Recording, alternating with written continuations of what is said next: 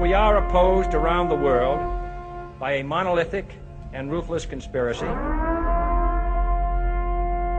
that relies primarily on covert means, on infiltration instead of invasion, on intimidation instead of free choice, on guerrillas by night instead of armies by day. There is little value in ensuring the survival of our nation if our traditions do not survive with it. All right, welcome to episode 179 of the Abuse Hour. It is I, your host, Coffee Long, coming to you unsupervised, unmedicated, and an unchecked threat to society. So today, a couple things, man. There's been a few things that have gone on. Some things local and small and weird, and some things a little bit larger. And what I want to try to wrap up on ultimately is some of this...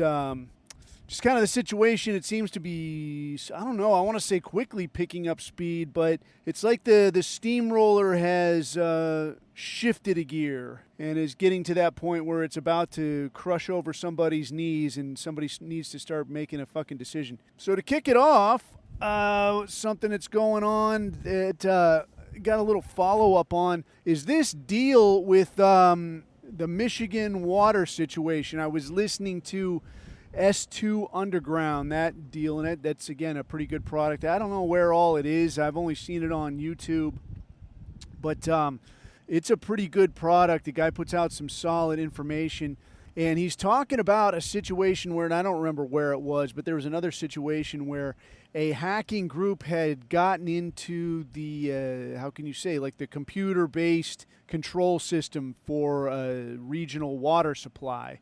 And what they had been looking to do was to increase the level of lye going, because obviously it's water treatment, right? So they're going to offset some of these chemicals that you can't just filter out on your own. So even when you do figure out, like, hey, man, don't drink the water, it'll make you fucking sick, it's not good for you, you can't do shit about it. Like, you can't really filter some of this shit out, so you're just kind of stuck with no water. So looking at the Iran situation, the story around the campfire still seems to be that Iran was probably had a hand in that, saying that, like, hey, look at this. But now the other question is, okay, like, you could have, but then you didn't. And then the other part of it that I'm looking at is this was in Michigan, where there is a considerable Muslim population. So it does sort of beg the question, yeah, that, like, if you were going to do something like this, because I'm thinking through this, right? If you're Iran and now you say, all right, we figured out how to hack these fuckos' water systems, let's go and do it someplace kind of small where it's a lot of Muslims, like more than anywhere else. Is that a thinking person's strategy? I mean, maybe part of the in was they've got an agent there that can hide amongst all the Muslims that are there. But if you were going to do that, it still kind of begs the question of, like, all right, well, if you do this part way or you do this in only one place, now you've got the concern of, well, now they know that this is something we can do. So if you were going to do this, it seems like the smart money would be, like, yeah, we're going to do this everywhere. If this comes up, we're doing it fucking everywhere. Or at least everywhere that we have access to. And then, you know, you try to stop it, you don't stop it, what the fuck ever, I don't know. But, you know, we've already shot our load. Like, we hit every place we had access to. Maybe we get other access, other places, but even if we don't, you know, they're still going to shore up whatever's left. So you don't want to waste that opportunity. But here, that didn't happen. So that kind of raises some concern in terms of, like, well, was this really Iran? And if it was Iran, then should we look at this more as, like, this was kind of a warning shot? So if this was not Iran, let's suppose this was not Iran and this was just Michigan ineptitude, like what you get for hiring all nons and foreigners to handle basic infrastructure functions. Well, this, I mean, there's only so much you can do about that. There's really not that much you can do about it. These people are going to do what they're going to do. They're arguably worse than an active enemy is an incompetent friendly. Yeah, like who with fucking friends like this, right? Who needs enemies? But now, if it was Iran, now you have to look at it in light of the things that I just mentioned. So if this was Iran, why did they not do a better job? Why did they hit only one place? If they had access to more than one place, why would you only spoil this one, knowing that this is going to get shored up?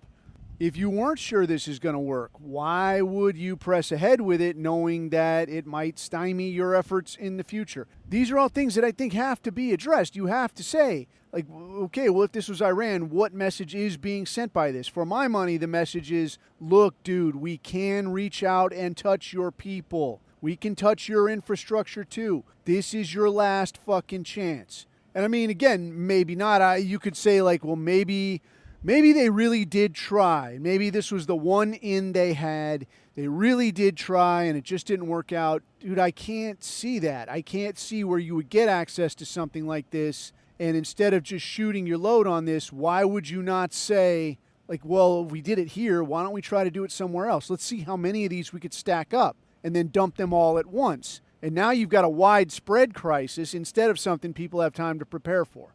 So that, in that sense, this does kind of, should kind of raise concern that maybe this was kind of a warning of like, look, dude, this is shit I can do to you. This was only one.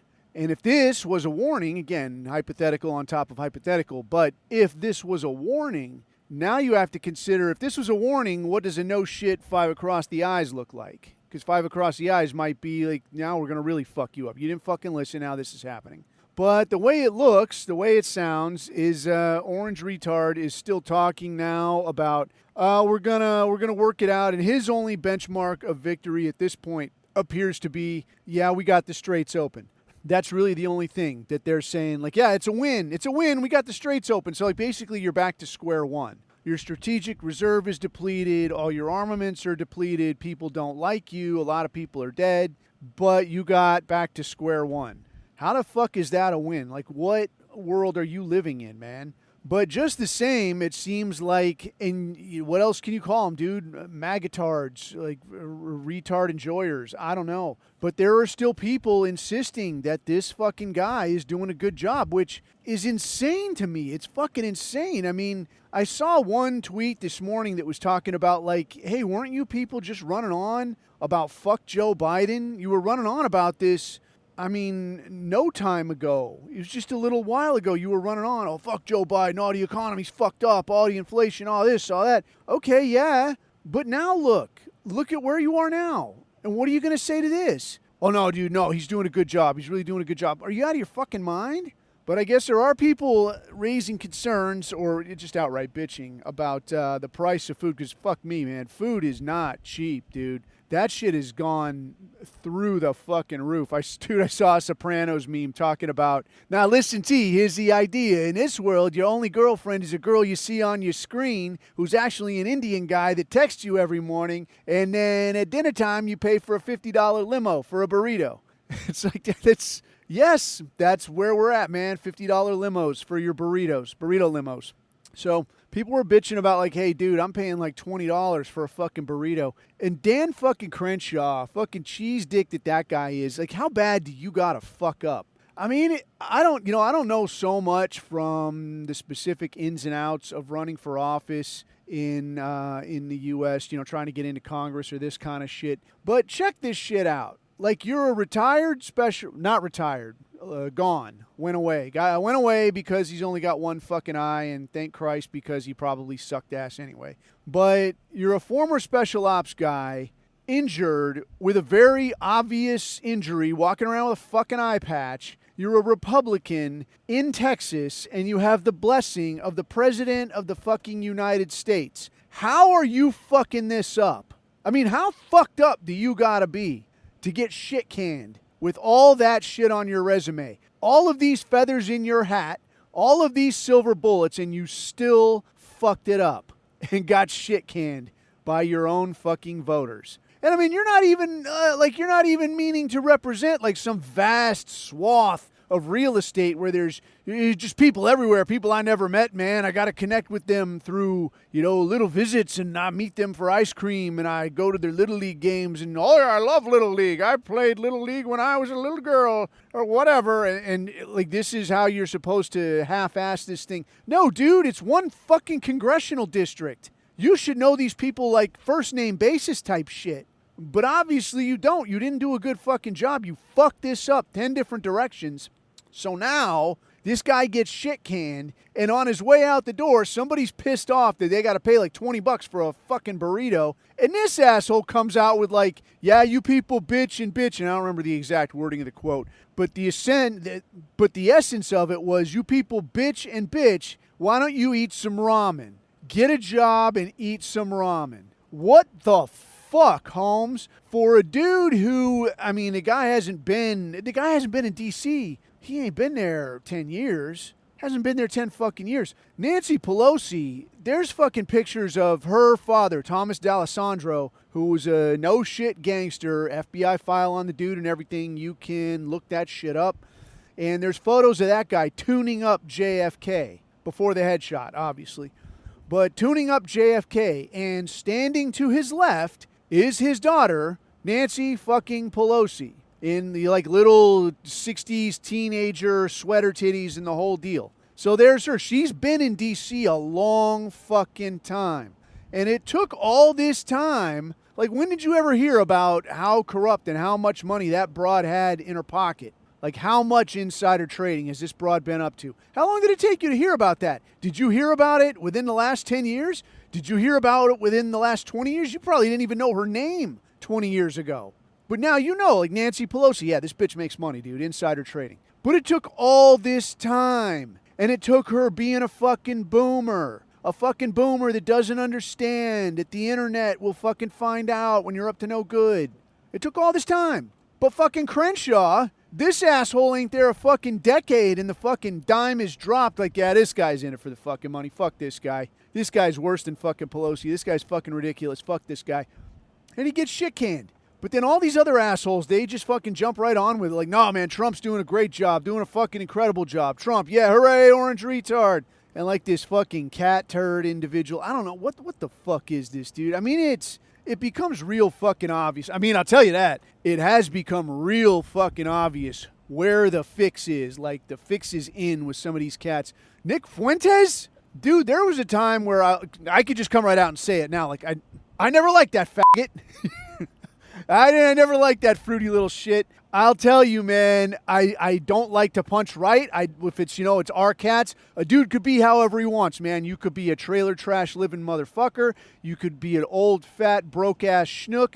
You could be a total LARP. You could be whatever, man. You could be whatever. And so with this guy, you could be what appears to be a little bit of the lavender, if you like. Yes, you could be a little bit of that. Okay, I'm not going to break nuts so hard. It's just how the guy is. But if he's our guy, okay. But now, the takes this guy is coming out with like, oh yeah, the goyim, fuck the goyim. Yeah, I can't wait. I can't wait.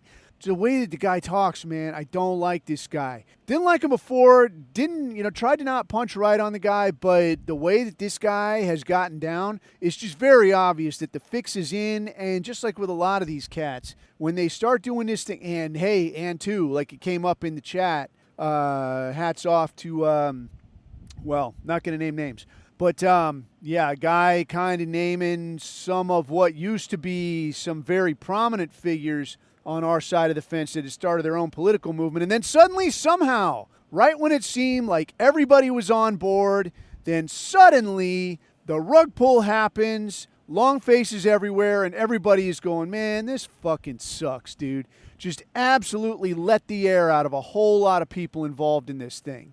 And it makes a man wonder. It really, really does. Like, what is this about? What is going on? So that's our own fish that we're going to have to fry. I think moving ahead, we're going to have to, I don't know. I want to say like the standards are going to have to tighten. It's going to have to get to a point where we're like, all right, look, dude, we can't fuck around with this anymore. I think we've done enough. We've done enough in terms of like, look, you can kind of do your own thing your own way. You can approach this however you think you ought to. All this kind of shit. But I think we're getting to a point where it's got to be like, all right, you know what? Enough is enough, dude. Enough is enough. You're going to have to toe the line. You're going to have to do things the right way. Or, you just don't get to be in the fucking club. You don't get to come in our fucking clubhouse. Get out of our treehouse. Beat it. Take your fucking Jeffrey Epstein sweater. Get the fuck out of here. We don't need this shit. You know what I mean?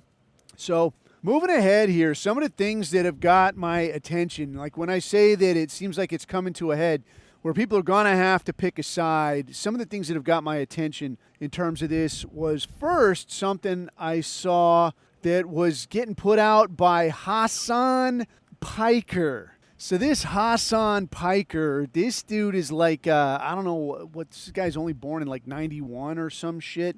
And he appears to be, I think he's Turkish. I don't know what kind of fucking name this is, but just judge him by his middle name. It's like Duralsan or some shit.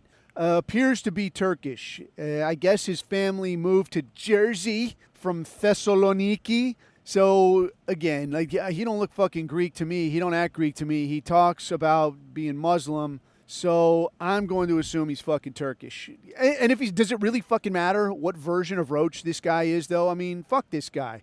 Anyway, this guy had been putting word out most recently, I guess, that what he is promoting, right, as a guy that's kind of a prominent figure now among DSA, Democratic Socialists of America, who we'll get to forthwith, among these characters, and with this guy that I guess just won a primary in Michigan. This guy's talking about, hey, our plan is to flood the country with immigrants, fuck all your sisters, and breed out and destroy the white race. That's what this guy's fucking saying openly. And from what I've seen, literally nobody on the left, nobody, not any of these Muslims win an election, not the mayor of New York. I can't remember if this guy's got connection to him. He definitely has connection to that guy in Michigan, though. Nobody, though, is saying, like, hey, this guy, he's wacky. He says crazy shit, right? So even back in the day, when your Nick Fuentes was trying to shill for like, Hitler's cool, you know, he's got aura, but we're not serious about that. People were still like, he ain't really with us, dude. He's just fucking screwy. He says screwy shit. Just listen to him. The way that he fucking talks, you know, he's a little bit weird. Don't get sweating the load over him. He's still kind of this fucking disclaimer. Like your Republicans, like these people wouldn't touch this fucking guy with a 10-foot pole. What this guy did get, though, your Nick Fuentes, what this guy did get, and about which I am still extremely suspicious, was that this guy got brought up on the floor of Congress, but only insofar as for like your Chuck Schumer to say, this is a bad guy. We don't like him very much, do we? But then goes on to give him a whole shit ton of free press. I don't trust you at all, motherfucker. I see exactly where you're coming from. This is fucking bullshit is what this is. So anyway, this fucking guy was involved with the Young Turks, with that product, with which I'm not especially familiar. I could pick those people out of a lineup. And really, to me, they're only okay insofar as they oppose Israel. You know, they oppose our greatest ally. But just the same, you know, as soon as we solve this little problem, we're going to look at you and start solving that little problem. So let's not get too fucking chummy here, shall we? I guess, you know, moving ahead, the other part that's hilarious about this Hassan Piker is that this asshole's dad works at some major Turkish financial firm. So this guy is exactly like the fucking, the Rage Against the Machine, the fucking Goy Against the Machine situation, where like you come from a wealthy family, you come from fucking money. Who's that one asshole? Colin Kaepernick. You come from money. You haven't lived hard. You haven't had this deal where like, why'd he burn down my house? I got treated bad my whole life and I'm going to take it out on somebody. That ain't you. That's not you. You got good deals. You're fucking neck deep in good deals. And now here you are bitching. So that's this guy. This guy's dad was in finance. He came up real fucking nice. Went to, where all did he go? He went to Rutgers. He went to somewhere else. Fucking college boy, you know, kid from money, living that good life. And now here he is complaining to you, Whitey, I'm going to get rid of the people who built all this shit I like in this country. You know, a lot of this, it reminds me of this thing, who the fuck was that? Author in the 30s, definitely our guy, The Rising Tide of Color, Lothrop Stoddard. That's what it was. And this guy had a quote in one of his books that I remember, and it was, "A man will seek to destroy a world in which he is not fit to live." So that is to say that, like, you look around, you're not fit to live here, you don't fit here, you're not up to the challenge, you're not able to do what is required. You will, by accident or by decision, look to destroy this thing. And I think really this is not an act of like an industrious decision of like, fuck this place, I'm going to destroy this place. I think instead this is more like you just do what you always do and it's destructive. Because a society, by its definition, like this is something that has to be maintained. It has to be built, maintained, regularly serviced, expanded when needed. And if you've got a bunch of fucking Somalians, what do you think is going to happen? It's going to get destroyed, not because they're actively even trying to destroy it. It's going to get destroyed because that's just how these people live. It's the way that they behave. Things are going to get fucked up. So looking at your Hassan Piker, I think that's exactly where we are now. This motherfucker, you're not suited to live here. No matter how many finance companies your daddy lives at or works at or any of this shit. You're going to always be a dirty cockroach, and you're not going to be suited to live in what we put together. And for that reason, he's hurting his ass and he wants to destroy it. So now looking a little broader at this Democratic Socialist of America thing. So this is something that I had heard it floated around a little bit. I had, just kind of whispers of it, or I don't know so much about it. I didn't know so much about it. I don't know so much about it now. But what I can tell you is that this is, when you think of like your Ocasio-Cortez, or you think of that, who's that other broad that just can't shut the fuck up, that Muslim broad in Congress. Either of those Muslim broads. The one that doesn't wear the headscarf or the one that married her brother, right? Pick one. Doesn't fucking matter. So when you think of these clowns with what sounds, like extremist rhetoric in the way people are saying, like, we're going to make these big changes and this and that. These are the motherfuckers that actually mean it. So you've got this Zoran Mamdani clown. And I'll tell you, when I was in New York last week and talking to some of these clients, and a lot of these people work in finance, and they don't like the guy. And I'm like, well, that's interesting. I want to hear more about this. And I'm like, well, so why do you not like him? Because usually you would think of like, oh, you work in fucking finance. Like, what's not to like? Dude, this guy should be your guy, right? Like, you're some kind of dirty hippie, and he should be right up your fucking alley. Well, for one, he doesn't like Jews. And I'm like, motherfucker, dude, you want to see a guy bite his tongue? I was fucking dying. I'm like, man, like coffee, why are you bleeding out your mouth? Oh, no reason. You go, what were you saying? So, and then they go on, like, yeah, he hates people making money. He wants to take everything you earn. He wants to bring in more people that don't do anything. I'm like, oh, so now when it affects you personally, now it's a fucking problem. So this Democratic Socialist of America situation, these motherfuckers talk openly about we're going to tax the absolute fuck out of you. One of their main spokes dummies, some woman, I can't remember her name. I looked at her and I saw a nose ring and colored hair. And I was like, I don't care who this is. This means nothing to me. This means less than nothing. This is barely even a person. But this fucking broad was already talking about, like, yeah, the rich, the rich, we're going to tax the shit out of them. And that's what she says. We're going to tax the shit out of them.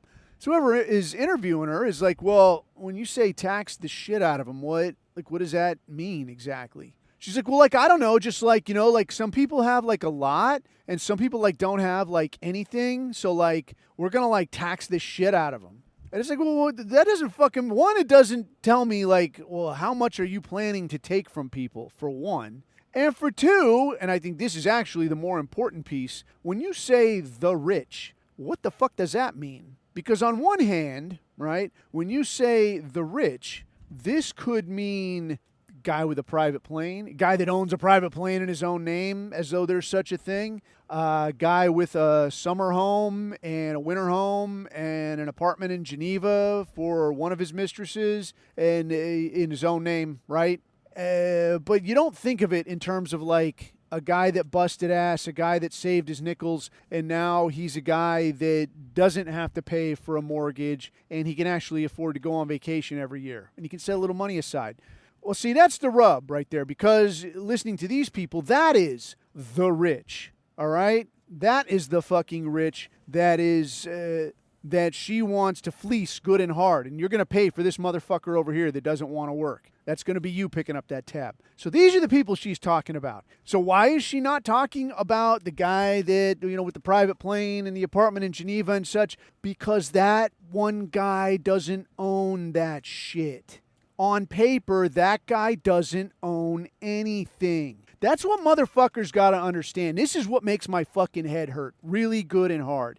This is, I mean, dude, I'll tell you what, dude. If you have not ever gone to any kind of a fucking, like a genuine, like, martial arts gym, I don't mean like some fucking Aikido shit, like ballroom dancing of martial arts or some shit. I mean a place where you can go and genuinely get beat the fuck up. This shit is invaluable for this exact reason. And I'll tell you what, I know you probably think like Coffee fucked up some kind of edit thing here. No, I didn't. I'm saying it's for a fucking reason. If you have never had a chance to go into a place and feel the fucking pain of what you do not know, this is what this is perfect fucking for. I think kids should have to do this shit. You should have to go in here and see what it's like to have somebody half your fucking size absolutely crush you. Where you're like, holy fuck, what's happening to me?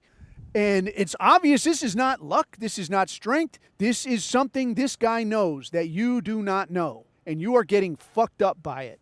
So when you look at this money situation now, these motherfuckers don't own anything. The head of this, that, and the other corporation that lives in 3 different houses on 3 different oceans, and he's got a fucking helicopter, and people clean the fucking hallway before he walks down it just in case he wants to take a second look or some shit. This fucking guy doesn't have income. Everything that guy fucking spent, maybe he has like minimum wage or some shit. Everything that guy has, everything that guy touches, every room that guy sleeps in, every car that guy rides in, it is not owned by him. It is owned by some corporation. It is owned by some trust. It doesn't fucking matter who or what or where or how. It's owned, bunny ears owned on paper in such a way that it gets taxed like next to nothing.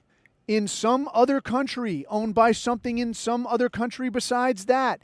They've got this shit worked out, but they're working it out for this specific reason, so they can have these things and so that you cannot. Because somebody's got to pay for this caper, and that somebody's going to be you. That's how this fucking works. It doesn't work if nobody's going to pay for it. So when they say free healthcare, which is like these democratic socialist motherfuckers, when they say free healthcare, it's not actually free. Show me the fucking doctor that's going to come to work for fucking free. Oh yeah, I had nothing going today. I was going to go golfing, but I figured I'd come here and help you assholes. Help out you fucking crackheads. Because I had nothing else to do today. And I want to work for free. No! They're not going to reach into the little drawer and pull out a fucking bandage because Tyrone got fucking shanked again. Well, hey, this one's just going to be free because we know Tyrone has a habit of getting fucking stabbed. So we're going to make sure he heals up so he can go have 5 more fucking kids and they can all get stabbed and we can pay for that too. No! None of that shit is happening like that. Somebody has to pay for this shit, and that somebody is you. You are that somebody. If you're making just barely enough money to say, hey, look, I might not be a legitimate poor. I'm not legitimately fucking broke. You're the person then that is going to pay for this shit. That's how this is going to be. Some of the other shit that they're wheeling in on this is this feminism for all deal. We're pushing fucking feminism. This, again, man, this is the most ludicrous, brain-dead, horse-cock nonsense you can even fucking imagine. And what's crazy to me is that women fucking buy it. And I guess, I don't know, man, like I was saying in a different episode, I think part of what gets these women on the hook for this shit, I mean, when you hear that saying about a bird in the hand and 2 in the bush and that kind of shit, dude, I really think that this is a quote specifically for women. And I don't mean that even in any kind of derogatory way. I think women do have a kind of a thing where they focus more on the what could be, what might become of this. You know, so like you've got some fucking guy that you're seeing that's a real sack of shit. He's unreliable. He fucks your friends. He doesn't have any money coming in. But he seems kind of smart and a little bit ambitious. If this guy could just get his shit together, could you imagine where this guy might go? He might be the next big something or other. He might, this coffee asshole, he might be the next Joe Rogan, right? He runs his mouth kind of good, and he's not afraid to say fuck in a sentence. So this guy, he might be flat fucking broke and have multiple felonies, but he could be the next Joe Hogan. Can you imagine? And that's how dumb motherfuckers end up with baby mamas. See what I mean? Whereas on the other hand, you look at a guy that's been busting ass for 10 years. He's got a little money saved up. He's got a house of his own. But he only works in I don't know, fuck what. He drives a truck. He drives a trash truck, right? He works in sanitation. He drives a trash truck. He's got, 40 hours a week, and he's saving his nickels, and he's doing the right fucking thing. Well, you would think a reasonable person would look at that, would look at those two guys side by each and go, well, this coffee guy, he doesn't have shit going for him. He doesn't fucking work. All he does is run his cock holster. This dumb fuck podcast doesn't make any money. This guy isn't going to ever be shit. This is fucking stupid. No, you would never pick this guy over Sanitation Man. That's got a steady job, that's demonstrated he's got his act together, that is setting a little aside and he's planning for the future. That's what a logical person would say. But Miss Imagination Land will look at this situation and say, well, yeah, this guy over here is shit and that guy over there has steady income and a job and is reliable. But this guy, he could be somebody. He could be the next big thing. And this guy, where is he gone in 10 years? He ain't done shit in 10 years. He's not on the way up. He's already peaked. He's at his fucking ceiling.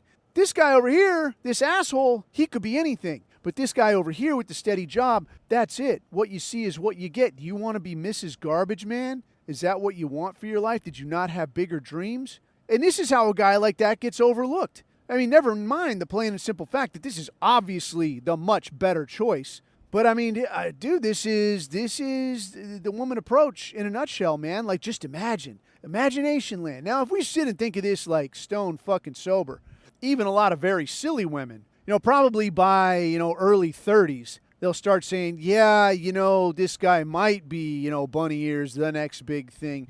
He also might be locked up doing a 10-year stretch for something completely avoidable. So maybe I do start thinking about, Mrs. Sanitation, whatever. Does he have health benefits? Does he have a house? Will he beat the shit out of me? All right. Set us up on a date. I'll at least meet him. Maybe, right? This is, women can be brought around eventually, when you start seeing the writing on the wall. The wall is coming. You start seeing the writing on the wall that you're about to fucking sledgehammer into, like, welcome to 35, bitch, kazap! And now, the next thing you know, you're sitting there in a shitbox apartment with a fucking cat. Okay, you still want to hold out for the next big thing, or you want to start thinking a little bit? Even a very silly woman can look at these options. But I think in a lot of cases, this is what it takes, though. It's going to take like some genuine browbeating and some genuine heavy hitting before a lot of people, and it ain't just women, dude. I see a lot of fucking men like this increasingly. They're like, look, stupid fuck, it's time to start dealing in reality here. And sometimes it takes a fucking beat down. It takes running right into that fucking wall that, like, look, dummy, you need to start appreciating what's actually going on here. So you look back at this feminism situation now, and you got to look at this, and you got to say, like, well, how the fuck is this supposed to work? Like, we've tried this shit already. We've tried all of the fucking set-asides. We've tried making it so, like, these chairs here in the science classrooms, these are going to be just for women and coloreds. It doesn't matter how shitty their grades are. It doesn't matter if there's some white guy that scored twice what they did. It doesn't matter. That seat's not for you, white man. That seat is for her over there. This broad can't barely spell her name. Fucking Shaniqua. I mean, I can't spell Shaniqua, but I know she's been writing it since at least, when she started in kindergarten, right? So she should be able to handle this, but she fucking can't. And yet, you're going to put her in here, and once she's in here, the next argument is going to be, well, she's already in the program. If she made it in and she made it this far, however far this far is, well, really, it's your fault if she's not succeeding, don't you think? Dude, no, it is fucking her fault, dude. That is not how any of this shit works. But especially where a lot of this science and fucking infrastructure shit comes in, this is what you fucking get, man. You get fucking collapsed bridges. You get shit that doesn't fucking work properly. You get fucking catastrophe. And that's just a hard fucking fact. I mean, you want to talk about elementary schools, daycares, homemaking, being a good wife. I will pick a woman for that job every fucking day. All right. I don't want some man losing their shit because I know how I get. Like if I'm seeing the same shit day in and day out and it's little kids, yep, I will come unglued and be like, shut the fuck up. And I don't want some dude doing that. So I'll say, yeah, dude, go do that. There's a job you can do better. But to say it like, oh no, dude, she could do this just as good as you. Show me then, man. Show me if you're that one rare woman that is like, yeah, I'm wired a little different. I'm good at this shit. Check it out. Watch what I can do. Fuck, all right. Knock yourself out. You're fucking good at this shit. Then terrific. I'm very happy for you. Go and do good work. But let there be a standard and let the standard be met. Don't come to me with this weak sauce bullshit of like, well, yeah, she just really wants it. She will just persevere. What is that fucking thing they always say? They always say some crazy shit. Yet she persisted. It doesn't fucking matter, man. You can like hump it and like get at it again. It's just like jujitsu. It doesn't matter how bad you want to win. It doesn't matter how hard you fucking try. I mean, even you see some of these cats that are like super fucking jacked, like dude with wrestling experience, and they'll go in here and like, yeah, a lot of times they'll get in here and you're going to get on the mat with some dude with a wispy little mustache and he's a skinny little dude. And sometimes they will fucking throw the guy around and you will get the best of this skinny little guy. But again, that is the exception. Because what you know fucking matters. What you can actually do and understand and comprehend and repeat according to specific, here is how we do it. According to the fucking standard. This always comes out on top. So this shit of like, yet she persisted. What has it gotten us so far? It's gotten us fucking catastrophe. It's gotten us molested high school kids is what it's gotten us. And I'll tell you what, man, I try to say the right thing. I try to feel the right way when I see this shit of like this, fucking whatever, this LA teacher, this Minnesota teacher going to jail for banging some 17-year-old student. And I look and she's kind of a honey and I'm like, God damn, man. Why never me? Well, because they didn't have hot teachers when I was in school. They were shot the fuck out. But, yeah, I look and I see that shit. And, okay, so my opinion aside, where I'm like, dude, what would I have been into when I was 17? What would I have gotten away with? Would I want that to happen to my 17-year-old son? If my 17-year-old son was like me, then I would be like, yeah, I'm not going to sweat the load over this. If my 17-year-old son was like most teenage young men that I have met or, been around, I'd say no, dude. It's probably not the right thing for some even mid-20s or 30-something woman to be fucking this guy.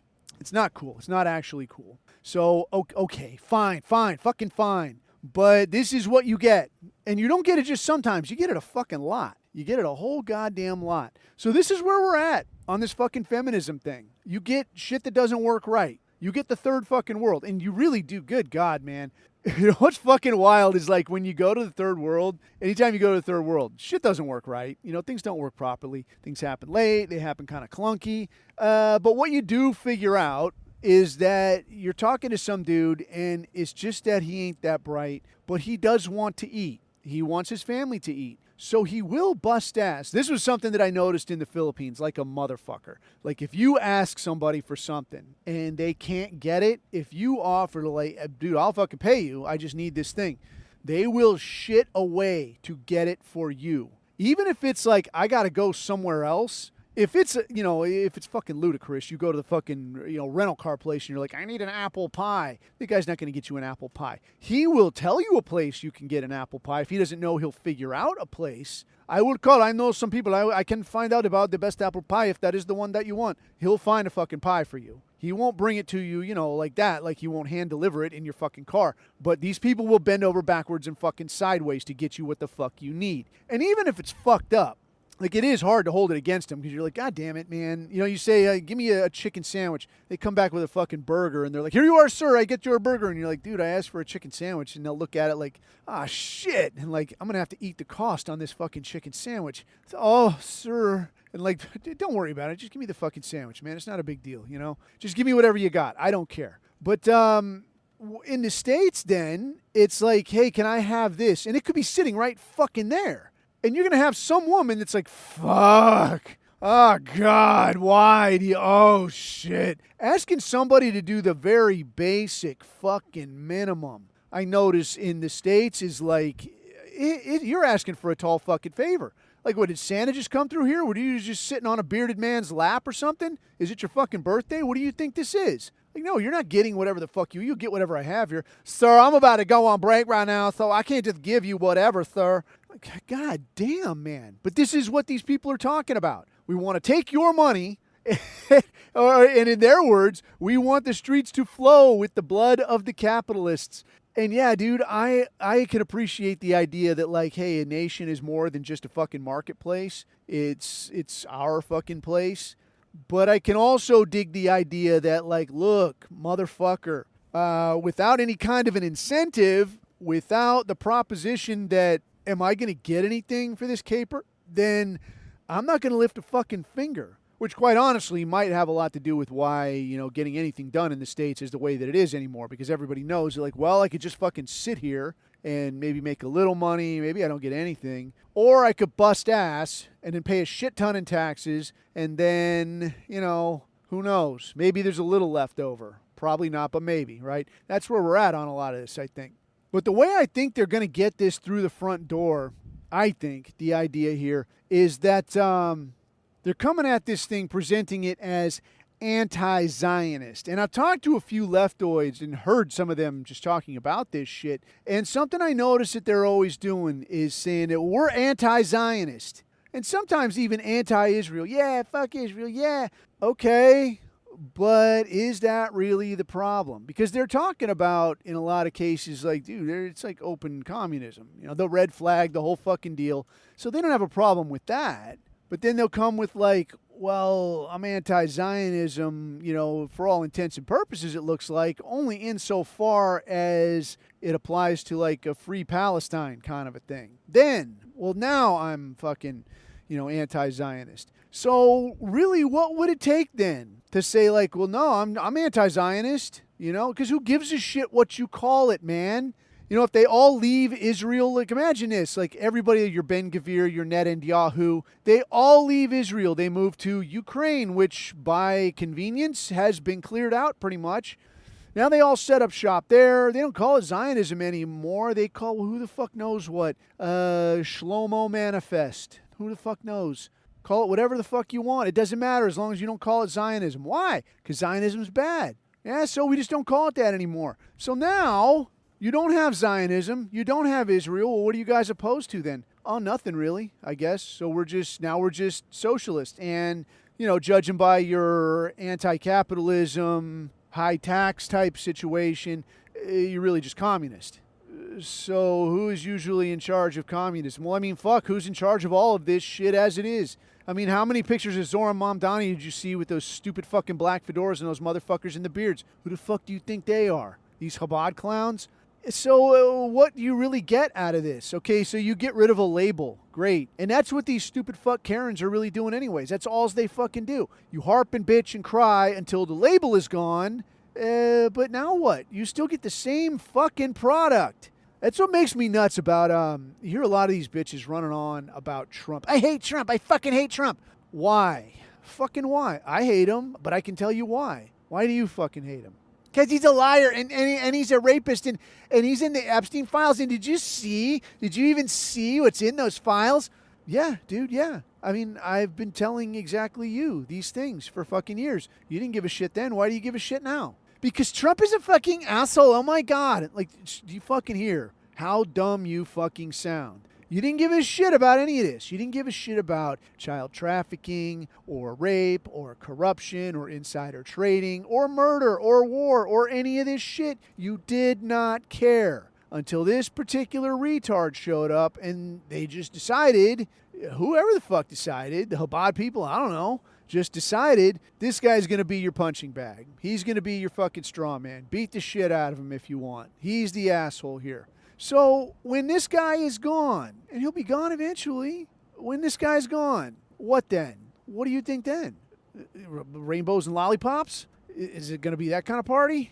What happens then? Well, nothing happens then, man. Then, I don't know what Zionism. We don't say Zionism anymore. We get rid of that label. Maybe all the Israelis move to Ukraine because it's all cleaned out, and that's actually where we're originally from. Some new documents were discovered. That's also our homeland. It turns out everywhere is our homeland. I just moved there. I burned your house, and now I have a new homeland. So, what can you do, man? What can you fucking do? Well, for my money, I think there are a few things that have to be done. And I remember, I've said for a little while, as the situation clarifies and it becomes apparent what needs to be done, then that will be the time to speak up and say, hey, man, you need to start paying the fuck attention. So looking at the way that shit is, I do have some thoughts and a couple recommendations on like what I see coming down the road and things that you might want to think about having, in the bag, ready to go. So for one, I think the way that this goes is where they're talking about, we're going to tax the fuck out of motherfuckers. We want to tax,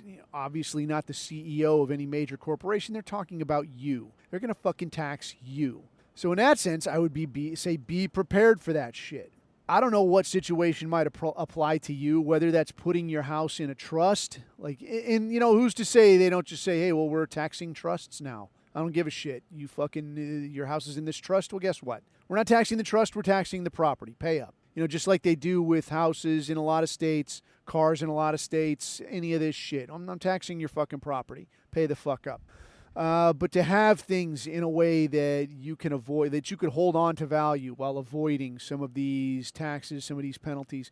And there is some, you might have to consult with an actual financial professional to get something that's like, dude, there's actually a thing called a rabbi trust. And I don't remember all the ins and outs of it, but essentially it's like, say you were leaving a company and you're going to take this big chunk of money on your way out the door.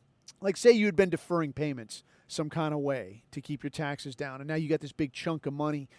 As I recall, what a rabbi trust essentially does is it puts this money someplace where no one actually, bunny ears, has it. No one is possessing it. It's just sitting somewhere. And now it gets doled out to you. So what appears to be your income is now much less. So say it's like $500,000. If you're going to pay the taxes in 1 year on $500,000, you're going to lose a fuck ton of money. You're going to lose like a third of that. Say goodbye to like 27%, right? But with this situation, if you doled this out over, I don't know what, 15 years, 10 years, 15 years, now you could look at this and say, oh, well, no, dude, it's only, I'm getting, $50,000 a year. You're going to get that for the next 10 years, but you're going to get every single year, and now you're going to get taxed at a $50,000 rate. Not at this much, much higher rate. The question you got to ask yourself then is when 10 years comes up and, you're getting that last of $50,000, is that $50,000 really worth anything? Can you buy shit with that? Or is this like